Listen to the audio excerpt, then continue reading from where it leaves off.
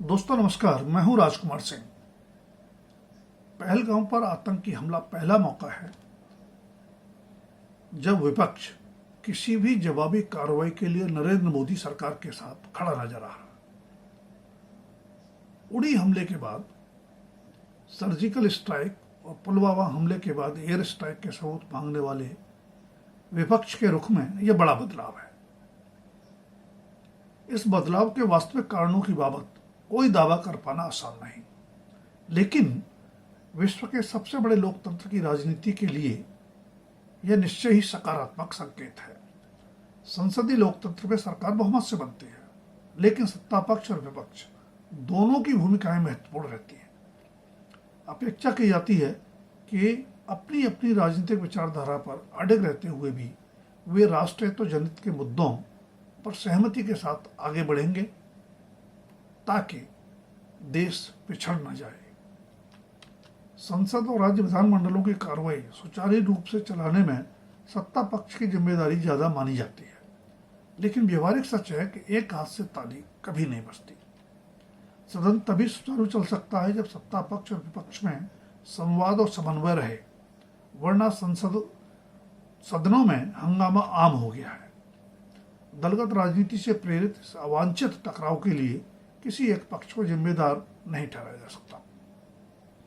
पिछली लोकसभा के कुछ आखिरी सत्रों तथा नई लोकसभा के अभी तक के सत्रों में विधायी कामकाज के आंकड़ों के बल पर कुछ भी दावे किए जाएं, पर सच यही है कि बजट से लेकर महत्वपूर्ण विधेयकों तक पर चर्चा दलगत राजनीतिक टकराव की बंधक बन जाती है।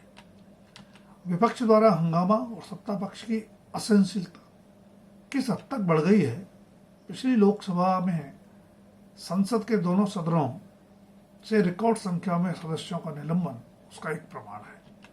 विडंबना यह भी है कि जब बड़ी संख्या में विपक्षी सदस्य निलंबन के चलते सदन से बाहर थे, तभी कई महत्वपूर्ण विधेयक पारित करा लिए गए।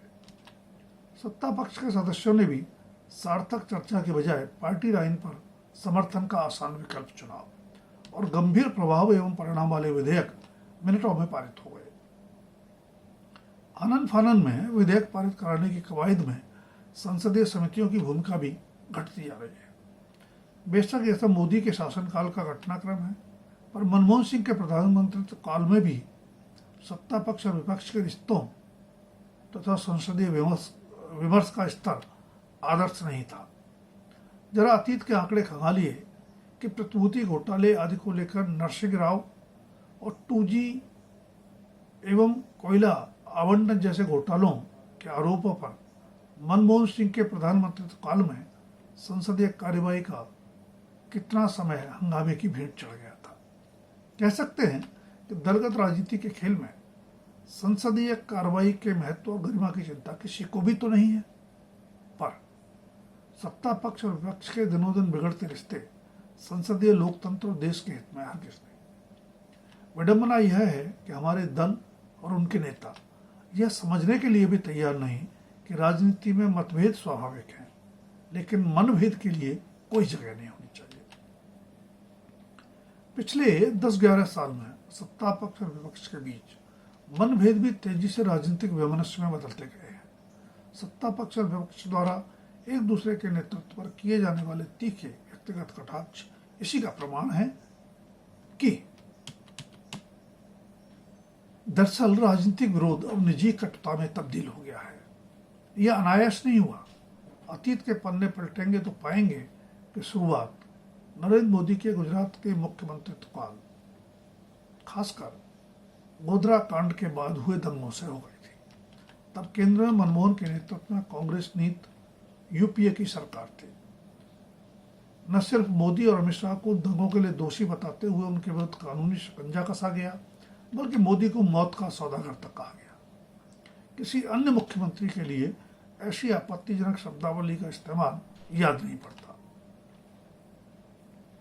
तब से शुरू हुई निजी खुन्नस का भी परिणाम है कि 2013 में पहले भाजपा चुनाव अभियान समिति का प्रमुख और बाद में प्रधानमंत्री बन जाने के बाद से ही मोदी के निशाने पर सोनिया गांधी और राहुल गांधी रहे हैं।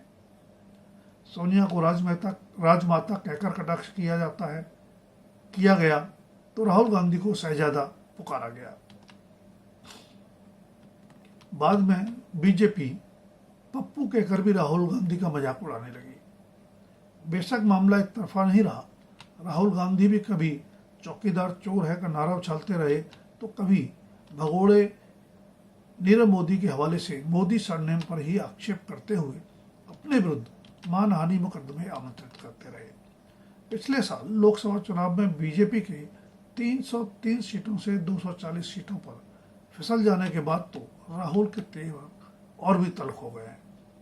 सदन के नेता मोदी और नेता प्रतिपक्ष राहुल गांधी के बीच रिश्तों की कटुता का अंदाजा इसी से लगाया जा सकता है कि मोदी ने राहुल को बालक बुद्धि तक कह दिया।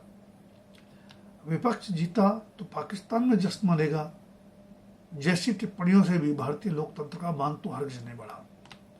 बीजेपी और कांग्रेस के रिश्तों में तल्खी ज्यादा नजर आती है, लेकिन अन्य विपक्षी दलों के साथ भी सत्ता पक्ष के संबंध सौहार्दपूर्ण नहीं है। ईडी, सीबीआई और आयकर जैसी केंद्रीय एजेंसियों के राजनीतिक प्रतिशोधवश दुरुपयोग के आरोपों को लेकर विपक्ष ने सर्वोच्च न्यायालय का दरवाजा भी खटखटाया, पर निराशा ही हाथ लगी। ऐसा नहीं कि अतीत में सत्ता पक्ष और विपक्ष में संबंध हमेशा सौहार्दपूर्ण रहे हैं, लेकिन ऐसी संवादहीनता शायद ही कभी दिखी हो। दरअसल भारत के संसदीय इतिहास में तो मुखर नीतिगत मतभेदों के बावजूद देश हित में सहमति से राह निकालने तथा संकट काल में सरकार की अप्रत्यक्ष मदद के उदाहरण भी मिलते हैं। पर वैसा तभी संभव है जब एक दूसरे को देश विरोधी मानने की मानसिकता से मुक्त हो और परस्पर कटुता के बजाय सम्मान का भाव हो। 1991 से 1996 के बीच केंद्र में नरसिंह राव के नेतृत्व में कांग्रेस सरकार थी।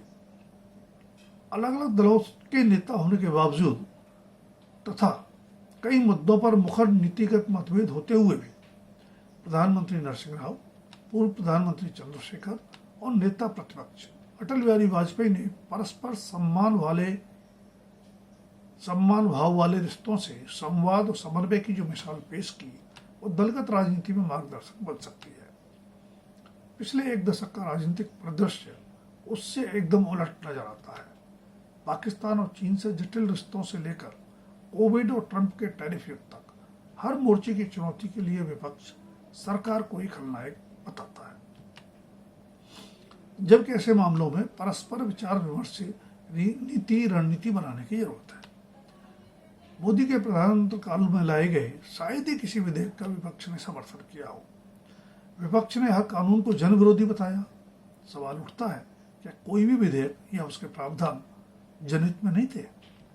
इस तल्ख राजनीतिक टकराव के लंबे सिलसिले के मद्देनजर पहलगाम के मुद्दे पर सर्वदलीय बैठक में सत्ता पक्ष और विपक्ष को एक स्वर में बोलते सुनना निश्चय ही सुखद आश्चर्य रहा। पर आवश्यकता इस अपवाद को देश हित में परंपरा बनाने की है। बेशक पहलगाम में सुरक्षा चूक पर जवाब और केंद्रीय गृह मंत्री अमित शाह से इस्तीफा मांगने का राजनीतिक अधिकार विपक्ष को है, लेकिन सहमति के लिए संवाद और समन्वय की प्रक्रिया जारी रहनी चाहिए। हमारे यहाँ बहुदलीय लोकतंत्र है, हर दल और नेता सत्ता के लिए ही राजनीति करता है, पर यह कभी नहीं भूलना चाहिए कि राजनीति देश के लिए होनी चाहिए, देश की कीमत पर नहीं। दोस्तों, अगर वीडियो पसंद आए तो लाइक, शेयर और सब्सक्राइब अवश्य करें। अपनी राय भी कमेंट सेक्शन में दें। धन्यवाद। अभी के लिए इतना ही। जल्द फिर मिलेंगे किसी नए विषय के साथ।